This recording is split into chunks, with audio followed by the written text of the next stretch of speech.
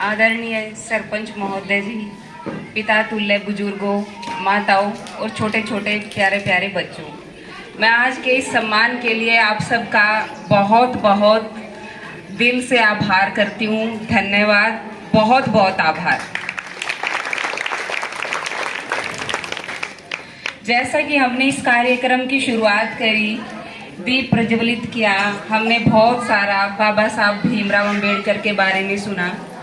मैं यहाँ पर एक बात विशेष तौर पर कहना चाहती हूँ कि हम लोग बाबा साहब को एक जाति विशेष या समाज विशेष के नेता के तौर पर या महापुरुष के रूप में देखते हैं, लेकिन बहुत कम लोग ये जानते हैं कि उन्होंने ना केवल दलित वर्ग के लिए या उस समुदाय के लिए बल्कि बहुत सारे अन्य कार्य भी करे, विशेष तौर पर महिलाओं के लिए। तो एक दिया सभी महिलाओं को तो रोज इस नाम का लगाना चाहिए कि अगर हमें शिक्षा का अधिकार मिला तो वो हमें बाबा साहब की वजह से मिला। दूसरा, अगर बाबा साहब भीमराव अंबेडकर ना होते तो हिंदू उत्तराधिकार अधिनियम कभी पारित ना होता। यहाँ पर जो बुजुर्ग बैठे हैं या जो माताएं बैठी है, उनको अगर मैं सामान्य शब्दों में बताऊं तो हिंदू उत्तराधिकार का मतलब क्या है कि आज़ादी के बाद से सभी महिलाओं को प्रॉपर्टी के अधिकार नहीं थे।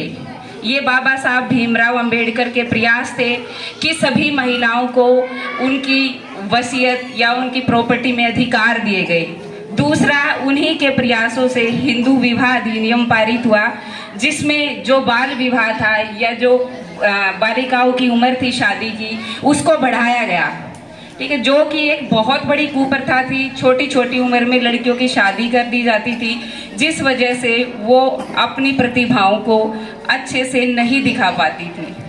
आज मैं थोड़े कम शब्दों में परिवार के योगदान का मैं बताना चाहूँगी कि मेरी सफलता में परिवार का योगदान क्या रहा है, क्योंकि कोई भी व्यक्ति सिर्फ और सिर्फ मेहनत के बल पर सफलता नहीं प्राप्त कर सकता जब तक उसको परिवार का सहयोग ना मिले। जैसा कि मेरे पिताजी श्री प्रीतम खोखर जी ने बताया कि मैंने दुर्भाग्यवश बहुत कम उम्र में अपने पिताजी को खो दिया था और मेरी माँ ने बहुत संघर्षों के साथ हमें पाला। उसके बाद उन्होंने हमारी शिक्षा की नींव रखी, उन्होंने वो आधारशिला तय की जिससे हम आगे चल कर के सफलता के मुकाम को छू पाएं। मैं बहुत भाग्यशाली रही कि 14 वर्ष पूर्व मेरी इस परिवार में शादी हुई। मेरे पति श्री अरुण खोखर जी, जिन्होंने हमेशा ही, अगर आज वो ना होते तो शायद मैं इस पद के ऊपर ना होती, क्योंकि एक मजाक से शुरू हुई बात आज मुझे यहाँ तक ले आई। उन्होंने बड़े ही कई बार वो कहते थे क्या बीएड एमएड टीचर बन के क्या करेगी, प्रोफेशनल कोर्स क्यों नहीं करती, तू एलएलबी क्यों नहीं करती, और उन्होंने मेरा एलएलबी में एडमिशन कराया। अगर मैं एलएलबी ना करती तो आज मैं इस जज के पद पर ना पहुंचती। दूसरी बात मैं ये कहना चाहूँगी कि यहाँ पर जितने भी सम्मानित बुजुर्ग या युवा या माताएं बैठी हैं, वो किसी न किसी रूप में परिवार में अपनी भूमिका निभाती हैं। अगर आप ससुर हैं तो मैं अपने पिताजी श्री प्रीतम खोखर जी का उदाहरण आपके सामने देना चाहूँगी। मेरी शादी को 14 वर्ष हो चुके हैं, आज तक कोई भी साल ऐसा नहीं रहा जिस साल पर मैंने अपनी शैक्षणिक योग्यता को बढ़ाने का कार्य ना किया हो, और ये सब केवल और केवल उनके सहयोग, उनके आशीर्वाद से ही हो पाया।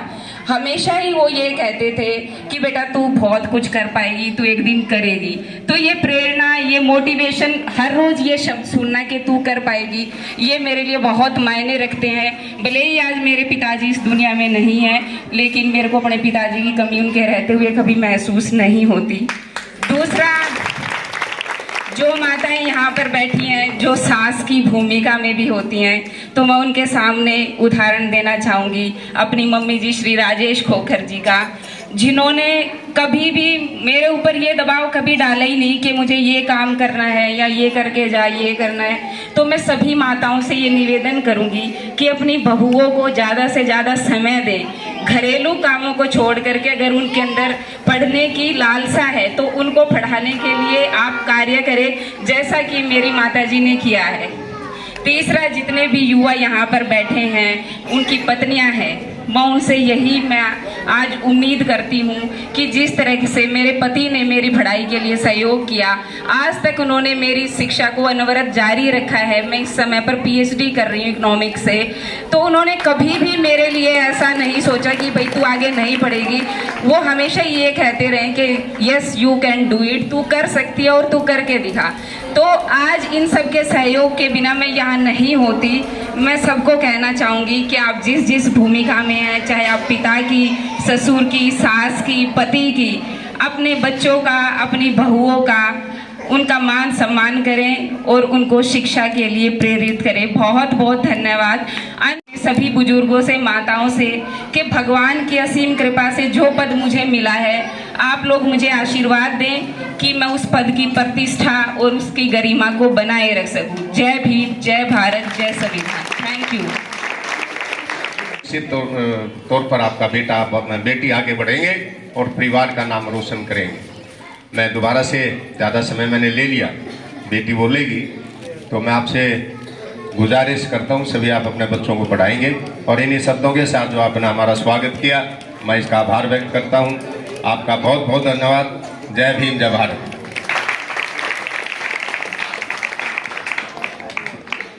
अब मैं चाहूँगा कि डॉक्टर संजय जी आए और बुक्का देकर स्वागत करें। गांव को, जिले को बधाई देते हैं, साधुवाद देते हैं कि इस बेटी ने इस पूरे गांव का, इस पूरे जिले का नाम रोशन किया है। तो हम बार बार नीतू बेटी को बधाई देते हैं। जय भीम, नमो बुद्धाय। बाबा साहब ने जो सपना देखा था कि हमारे बच्चे भी डीएम, सीएम, कलेक्टर, जज, डॉक्टर, इंजीनियर, प्रोफेसर बनेंगे, आज वो बेटी ने मेहनत करके इस पूरे गांव को, पूरे जिले को वो साकार करके दिखाया है। इसलिए हम इस बेटी को बार बार तहे दिल से पूरे गांव की तरफ से जो है ना साधुवाद देते हैं, धन्यवाद देते हैं कि आज ये जो बेटी का स्वागत जो किया जा रहा है गांव की चौपाल में, इसका मकसद यही है कि और भी बच्चों के अंदर ऐसा स्वाभिमान जागे कि हम भी एक दिन ऐसे ही बने और हमारा भी पूरे गांव के अंदर स्वागत हो। इसका यही मकसद होता है कि बच्चे देखकर होनहार। पहला होगा ऐसा केस, पहला होगा ना जी, जज कोई छोटी पोस्ट नहीं होती जी। पहले कहते थे ना आप छोटे छोटे जब पढ़ा करते नुगा दे के जज लाग रहा है, तो वो जज को छोटी चीज नहीं है। तो इस गांव को बार बार हम तहे दिल से साधुवाद देते हैं कि बेटी का ज्ञान। बुद्ध ने कहा था कि दुनिया में दुख है, दुख का कारण है, कारण का निवारण है, और निवारण के लिए मैंने मार्ग खोज दिया है। जो भी इस मार्ग पर चलेगा दुख नहीं आएगा, कभी जीवन में दुख नहीं आएगा। बुद्ध कहते हैं कि जीवन में जो प्राकृतिक दुख होते हैं वो तो कभी कभी होता है, जैसे कोई प्रलय आ जाए, कोई सूखा पड़ जाए, कोई बीमारी है। दुख से दूर रहना, तो किसी प्राणी को मत सताना, किसी भी प्राणी को मत सताना, सभी के प्राणों की रक्षा करना, सभी को जीवन दान की रक्षा करना, किसी की कोई भी। जज बनने पर हम सब इनको मुबारकबाद देते हैं। और ये हमारे गांव में पहुंची, डॉक्टर साहब हमारे गांव में पहुंचने पर, गांव के आदमी यहाँ पहुंचने पर मातृशक्ति सभी का धन्यवाद है। और डॉक्टर साहब ने अच्छे कर्म कर रखे हैं, इसलिए इनकी औलाद इतने ऊंचे पद पर पहुंची है। इसने इतने ऊंचे पद पर पहुंचकर इस परिवार का नाम रोशन किया है और उसके साथ हमारे गांव का भी नाम रोशन किया है और जिले का भी नाम रोशन किया है। और मुबारकबाद देता हूं दोबारा से कि इनकी सीख लेके बच्चों ऐसे ही बनना, तो निश्चित रूप से आप तरक्की की तरफ चलेंगे। तो वो मुकाम आपके सामने, ये बेटी नीतू, ये 6-7 बहनें थी जब हम बेटी के घर गए। बाप भी नहीं है, भाई भी नहीं है। और इसकी माँ ने इतनी मेहनत से पढ़ाया इन बेटियों को कि शायद कोई माँ पढ़ा नहीं सकती। और ये सारी बहनें इतनी इंटेलिजेंट हैं कि इनका जितना भी बखान किया जाए उतना कम है। इस शादी में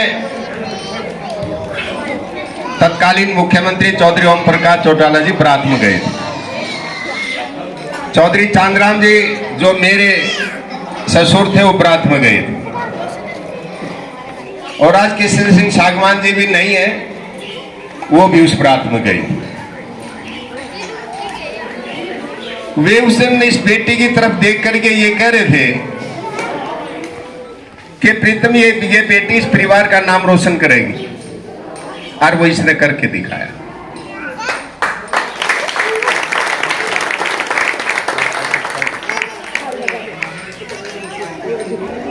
तो आप सभी मातृशक्ति बैठी है, आप अपने बच्चों को ऐसे ही पढ़ा सकती हैं जैसे इसकी मां ने इन बेटियों को पढ़ाया।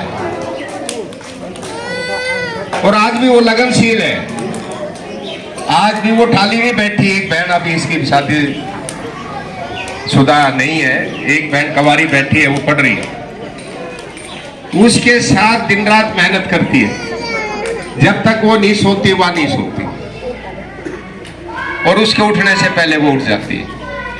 तो आप सभी मातृशक्ति जितनी भी मेरी भाभी, चाची, ताई जो बैठी, ताई तो कोई होगी नहीं क्योंकि मेरी माँ तो अगर आज जीवित होती तो 100 साल के करीब होती, लेकिन चाची भाभी जितनी बैठी है, मेरी प्रार्थना, हमारी बहु बेटियां बैठी कि मातृशक्ति जो है अपने बच्चों को पढ़ाने में अहम रोल अदा कर सकती है।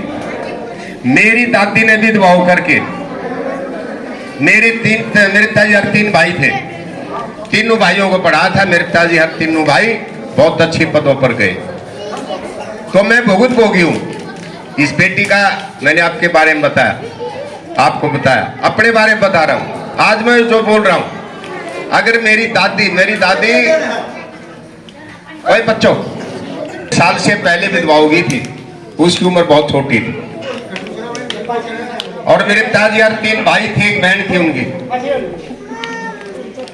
वे चारों पढ़ाए मेरी दादी ने।